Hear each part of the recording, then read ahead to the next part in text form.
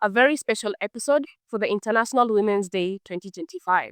And we're looking at 30 past years since women went to Beijing. We had people from education, people from health, people from environment, even media, and like about 10 thematic areas of concern.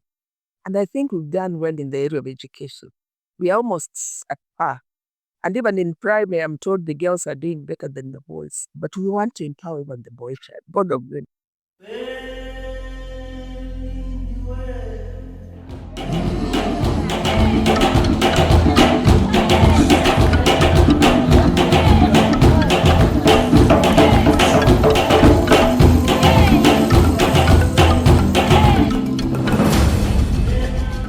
Welcome to Development Perspectives Africa. My name is Fiona Imbali.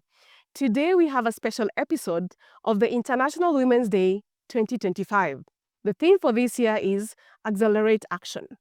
30 years since 500 women went to Beijing. What are the achievements that Kenyan women have had since they traveled to Beijing? Do we have more women in boards? Do we have more women leaders in parliament? Do we have more women sitting in positions of power in this country? Let's find out in this special edition of International Women's Day 2025.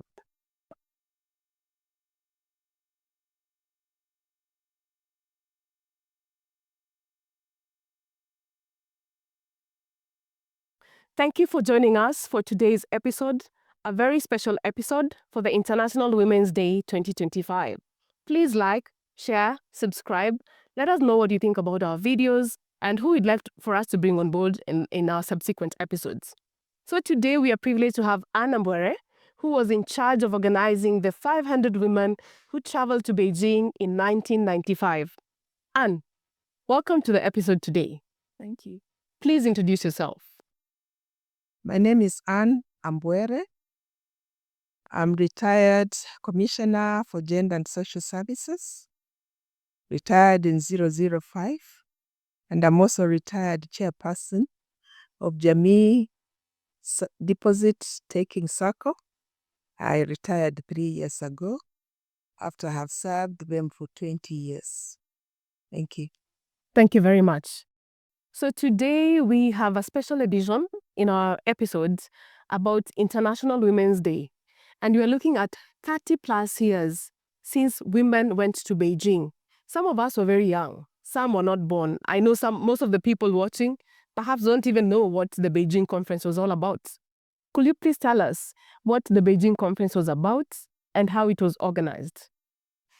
Okay, before I tell you about the Beijing conference, maybe briefly, I give you the story, how it started. Yes.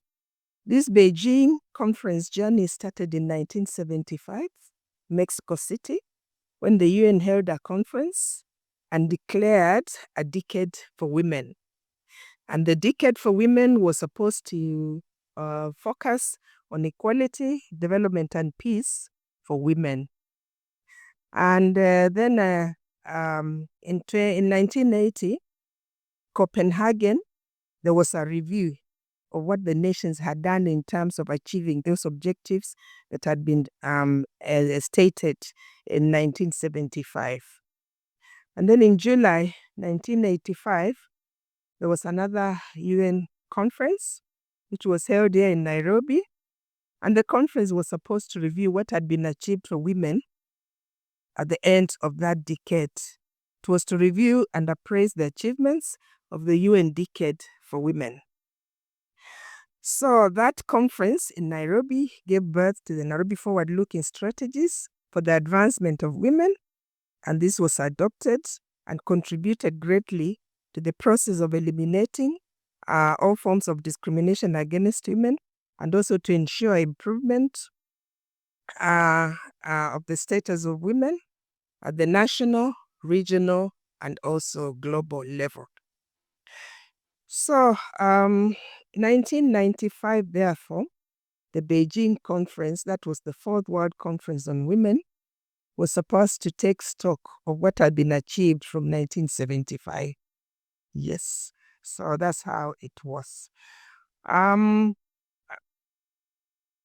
1995, before we went to Beijing, all nations, since this was a global movement, all nations had to prepare to go and give a report on what had been achieved in terms of the status of women, and also just to take women to see for themselves and also to talk for themselves.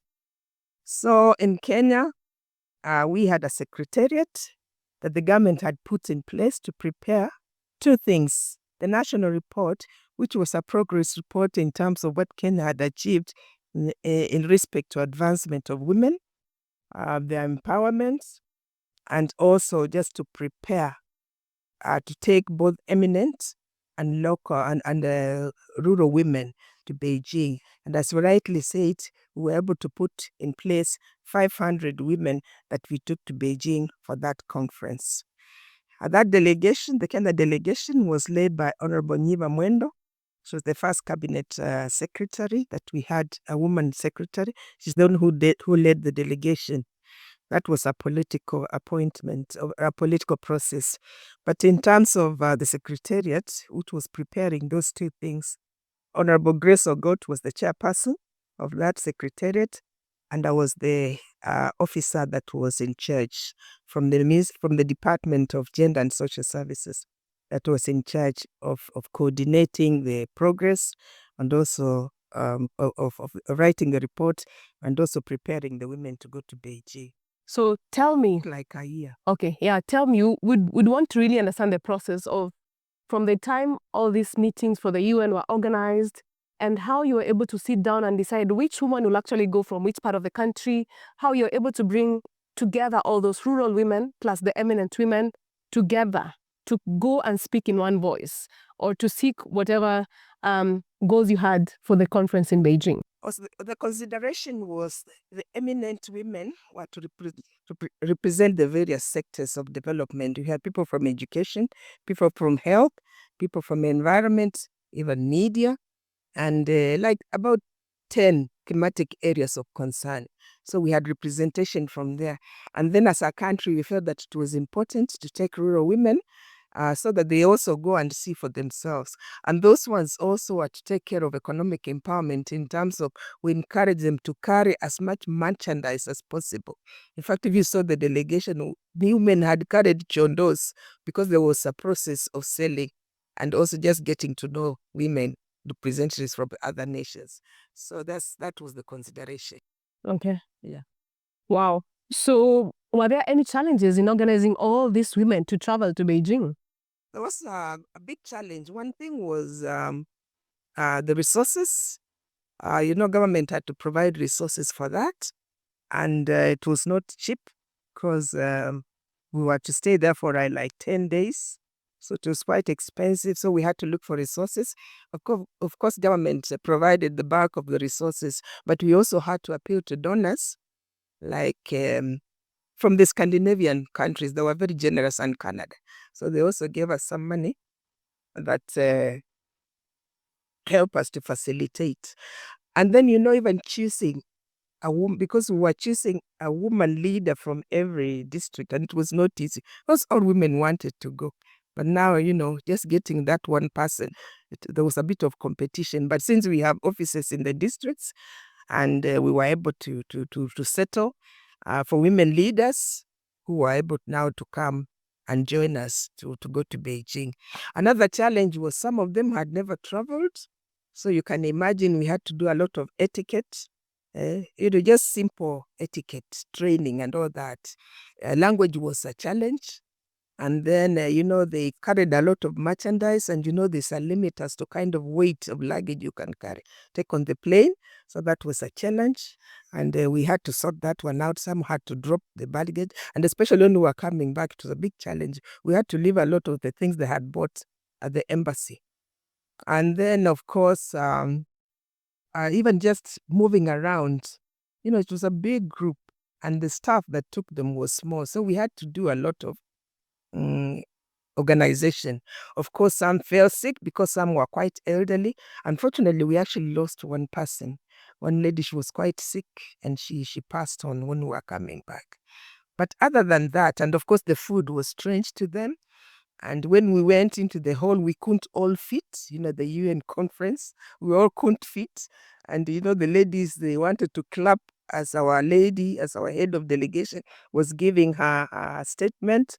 And we had to tell them, no, in a UN meeting, you don't clap, you just listen. So there were those challenges, but it was beautiful and it was very exciting. Did we have young people, young women going? Very few, maybe professionals. Okay. But majority were elderly people. Yes. So 30 years later, Yes. do we have any notable women who went to Beijing who currently are either in parliament or in positions of power in Kenya? Unfortunately, majority of us, some are passed on, some are quite advanced in age, but we still have somebody like Honorable Zipporah Kitun. She was on the delegation and she's still very active, but she's slowing down.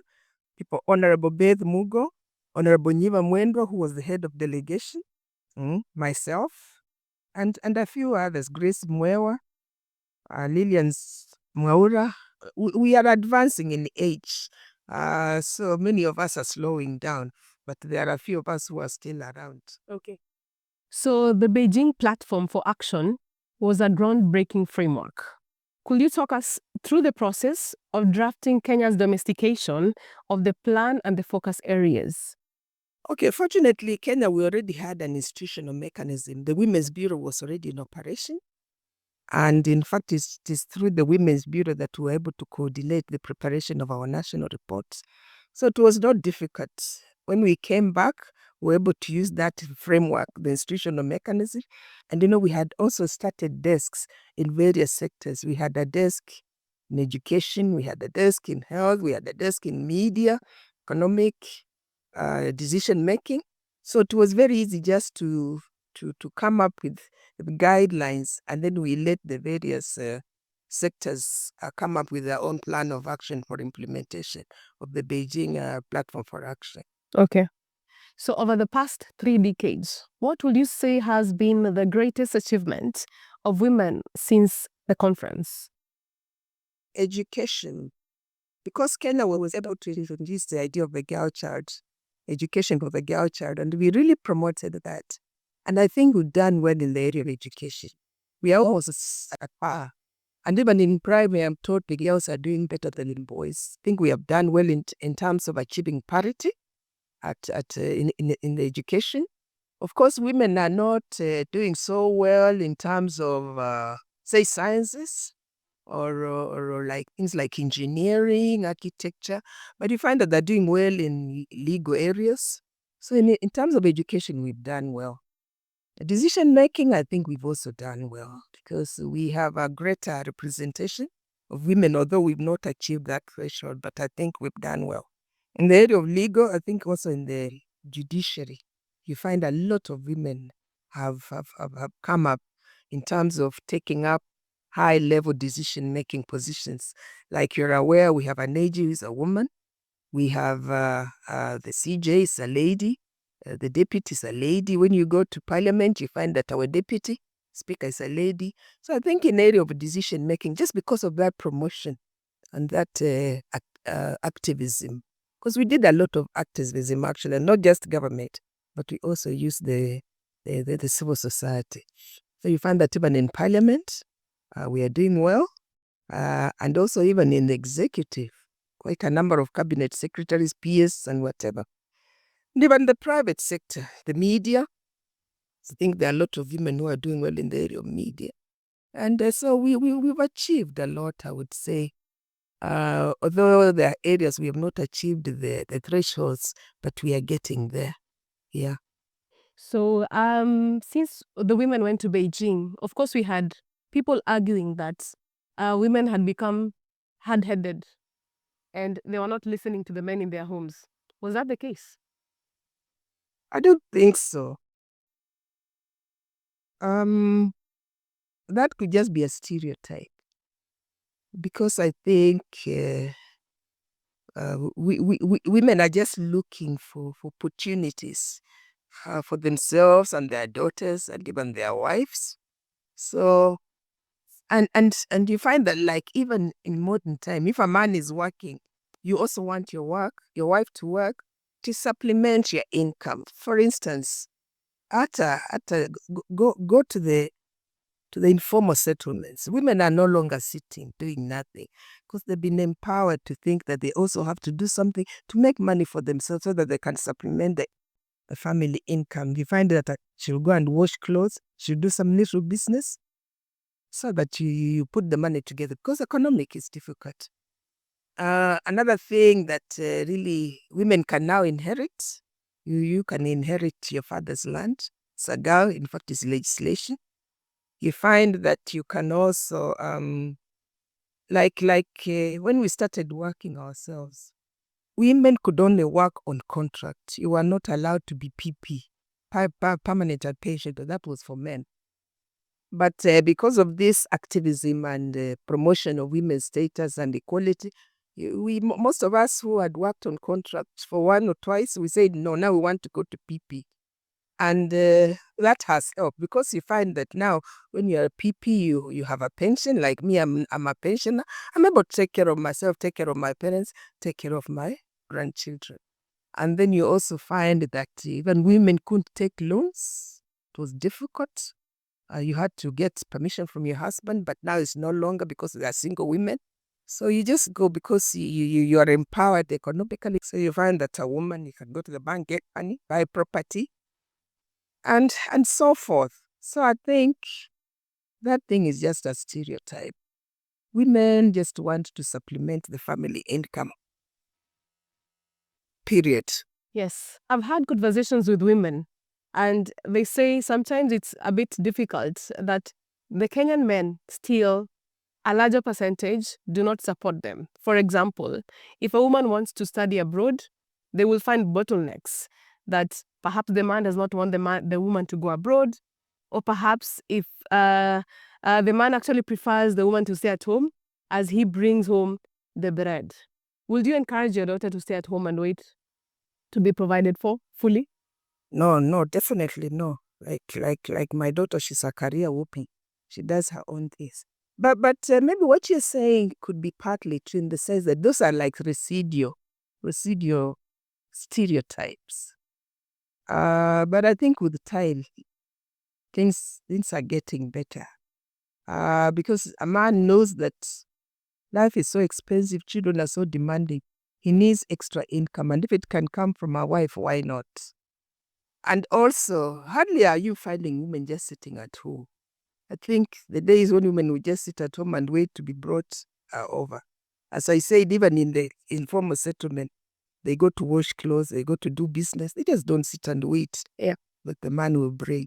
So there could be those residual feelings, but I think with the time, it's fading out. Because even these men, they are taking their daughters to school, and they want to see their daughters empowered. Yeah, and their sisters. Yes. So,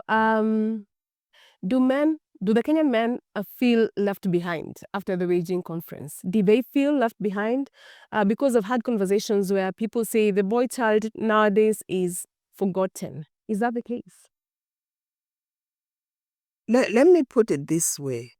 We did so much advocacy for the girl child, and we empowered them to the extent that the boy child actually could be feeling left behind in terms of education at the lower level. And this is something I know we are working on because it was never our intention that any of the gender should be left behind. We were just feeling that the girls had been left behind, so we wanted to bring them up. But if perchance the boy child feels left behind, then we should work on it because let me not bring in too much religiosity, but the Bible says that the man is the head. So we don't want our boy children to be discouraged, to be brought down. And our girls, they're so empowered, they can be quite rough, actually. I have a little grandchild, she's only in class 6, and she was telling me, yes, I'm going to campaign to be president. And indeed, IBC came to the school and she campaigned and she got it at class 6. And she beat her man and she was really very happy about it. So the girls are, they're getting empowered, but we want to empower even the boy child, both of them. If we feel that there's a gap, we should now focus on the boy child. Yes. Very well said. Still, if you look at the boards in this country, a larger percentage of heads of boards are men. Even the women sitting in boards in various parastatals, private sector entities, we have done the 30 years plus Beijing. But still, in as much as the men are saying that, oh, the boy child is left behind, still we have a larger percentage of men sitting on boards and not women. How do we ensure that more women have take positions of power in this country, more women join politics and ensure proper leadership and governance in this country, and just head positions of power in Kenya? It has to be intentional. Because you see, most of these boards, they're government boards.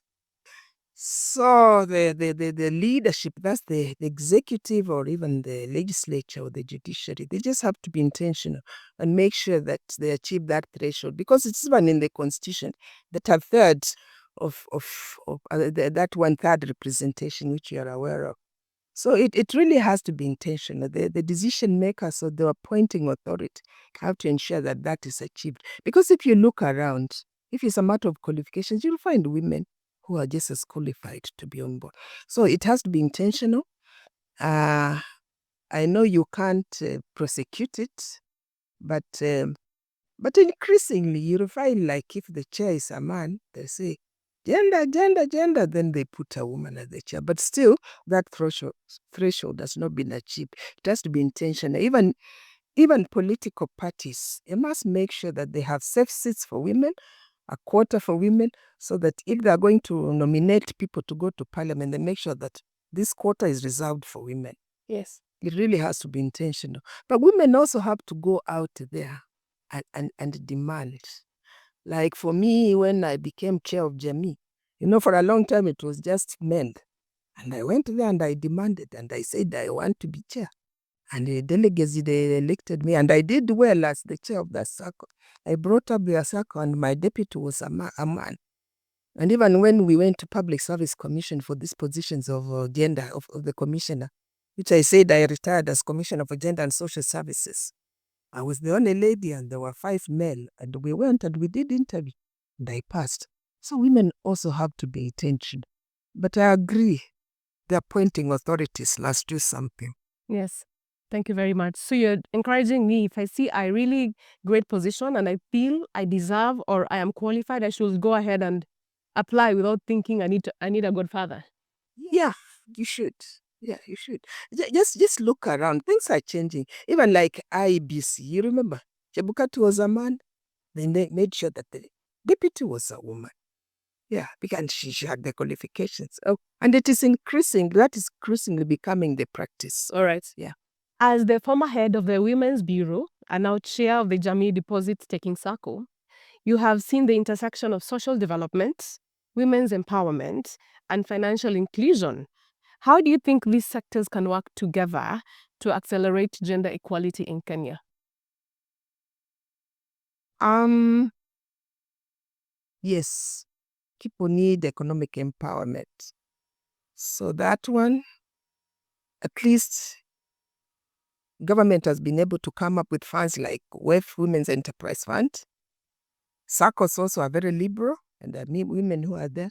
So women, they need to go to school, get the academic attainments. Then they also have to look around and see where they can get resources so that they match the two and get more empowered in terms of decision making and also economic empowerment.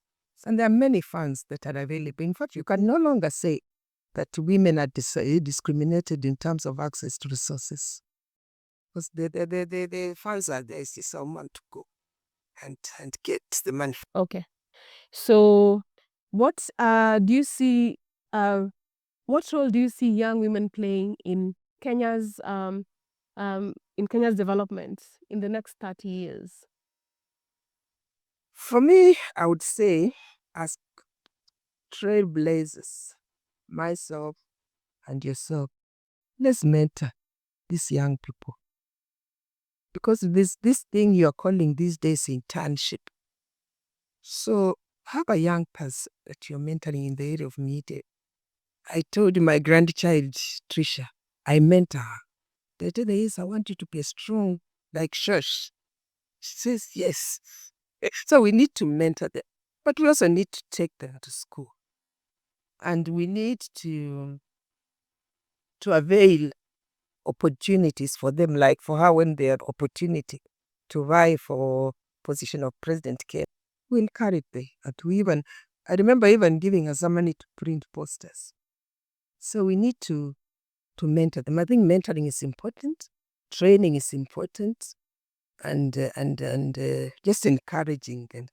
And it should be across sector. Because even like these young people who are doing VED, let them have people they are also mentoring. Can be a lady, can be a man, we mentor them. And there'll be an attitude change. And incidentally, another thing that we really worked on was to talk to the men.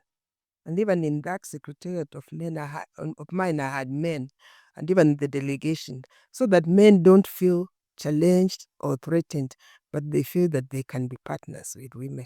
God created man and woman to be one, so that there's no threat or anything, but we are just partners. Yes, thank you. You've spoken about the great strides that the Kenyan women have made in terms of education.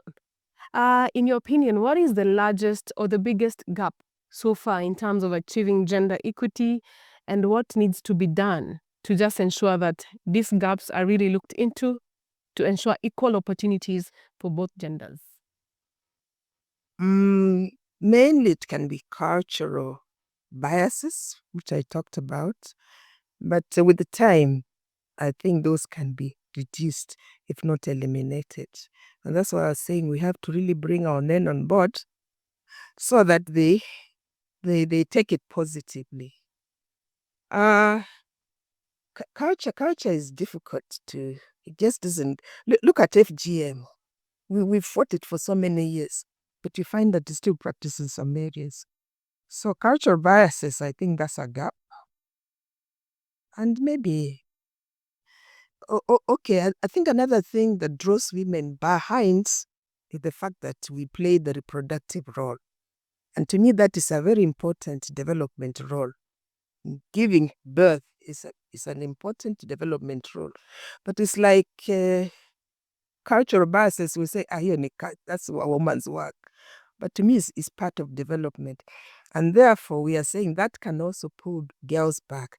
But what we did in the Bureau, we encouraged that even if a girl gets pregnant, teenage pregnancies, they get their baby, they go,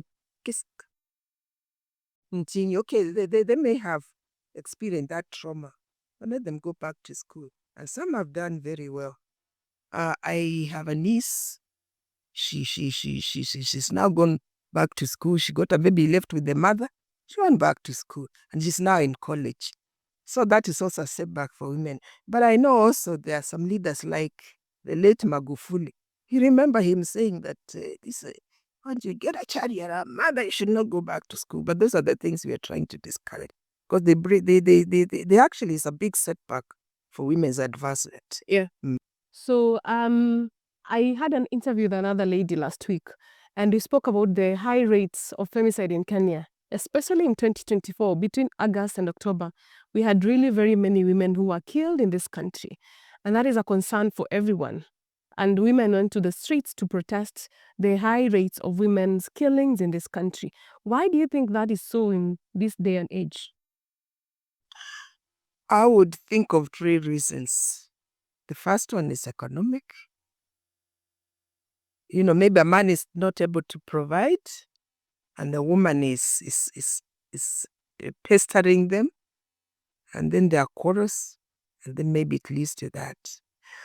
And also, there's too much openness. Sometimes it's infidelity that can lead to that, because once you find that your partner maybe is involved in extramarital relationships, the anger goes up and you find people are killed. And it's both sides, even women are killing men, but it's more men killing women. Yeah. So that could be it. Economy, openness, and this phone thing has really brought problems because people take phones and they look at them and they find out what is happening and then they get enraged. So it could be those three. Yeah. But why should someone kill another person? There's no excuse for killing, but they call it rage. Rage, you're so angry, you're so hurt that you do it and you regret. Maybe you regret, but there's no excuse. You have no reason. Why not control your anger? Control your anger and just walk away. Maybe you can even separate. The Bible allows people to separate, but you don't need to kill. But as I said, there's no excuse. Just manage your anger. People should learn to manage their anger and not resort to killing. Yeah. Well, maendeleo ya wanawake was a big entity when I was growing up. We don't hear so much about it nowadays. Do you think it really has a role in ensuring we have gender equity in this country? And how can younger women join the entity to participate and feel as though they are part and parcel of this discussion on women empowerment? Well, when social services came up with women groups, chamas, women groups, all this, they kind of occupied some of the space that Maendeleo had been occupying. So I would say that yes, Maendeleo is an old giant organization, but women groups have come in and occupied some of the space. And then, also when we're preparing for Beijing, there were a lot of civil society, women's empowerment, National Council of Women of Kenya, and all that. So they also occupied some of the space. So what I would say is that let's work together like the wheat and the tares. Let Maendeleo work, do their own thing. Let the women groups, which are very many. And with these funds that I was talking about, they are now able to go and get resources from those funds and do their own thing. So let them work and then let other civil society women activities. Because you see, like in the media, you have something for women. You come, I'm sure you have an organization for women. You go to legal, you're feeder. You go to wherever so it's like people are also coming up with professional groups. So you cannot confine them to just one giant organization, but let them all work together and achieve whatever they can for women. Thank you very much. So 30 plus years since Beijing, what is the scorecard? Out of 10, how do you think Kenya has performed in terms of gender equity and promoting the woman in the marketplace? Can I say maybe 6%? I know they've come up. I know there's some reports, a report that the ministry has prepared, which they are taking to the conference in New York.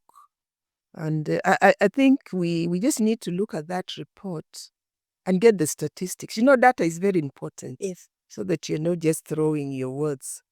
I would say 6%, but I think it's good to look at the report. Were you part of the team preparing the report? No. Okay. But I think so look at the report and see what we've achieved more. Then one is able to be exact in terms of data. So I remember when we were preparing the report, we had to come with a lot of statistics. We had that statistician, he was helping us prepare, so that you're not just throwing your ideas, but you have facts. Yeah. Thank you. Thank you very much. There you have it. 6 out of 10. 30 plus years since Beijing conference in 1995. Thank you very much, Anne, for having time for us today. We look forward to having some similar conversations in the near future on women's empowerment in this country. Thank you very much. We look forward to the next episodes, and we'll be talking more about how to ensure that we have more people, we have more women actually in boards, and we'll be speaking to some of the top women in boards in this country to tell us what their secret is and how to ensure that we have more girls and more women actually sitting in these boards and ensuring we have proper governance of various institutions in this country. Thank you very much for taking time to watch. Please like, share, subscribe, and let us know what you think about what discussions we've had and who you'd like us to bring on board in our subsequent episodes. Thank you very much.